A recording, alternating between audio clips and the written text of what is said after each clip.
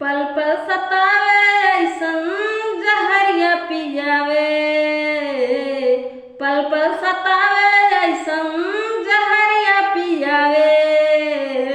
ई जुदाई रे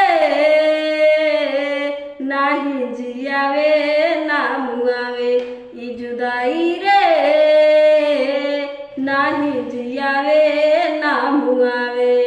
अपने ही लोग दिल पे छुरिया चलावे, अपने ही लोग दिल पे छुरिया चलावे।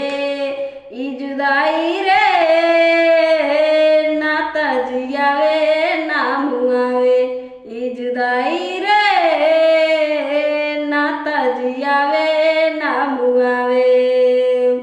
ना जाने के कर लागल टोना वाली आँख हो, जिंदगी ना त कोयला बनल ना बनल राख हो। ना जाने के कर लागल टोना वाली आँख हो, जिंदगी ना त कोयला बनल ना बनल राख हो। आईना के जैसा सपना हो गई चूर हो, दिल में रहे वाला बाटे आँखिया से दूर हो। आईना के जैसा सपना हो गई चूर हो, दिल में रहे वाला बाटे आँखिया से दूर हो। जन्नत जिंदगी जहन्नुम बनावे, जन्नत जिंदगी के जहन्नुम बनावे। ई जुदाई रे नाही जियावे ना मुआवे, ई जुदाई रे नाही जियावे ना मुआवे।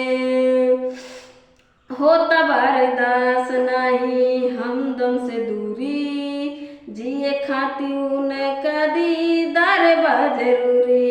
होता बर्दाश्त नाही हमदम से दूरी, जिए खाती उनका दीदार बा जरूरी।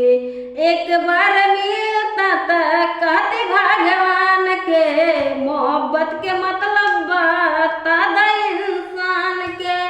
एक बार मिलता त कहते भगवान के, मोहब्बत के मतलब बता द इंसान के। काहे ई प्रीत केहू के रस नहीं आवे, काहे ई प्रीत केहू के रस नहीं आवे।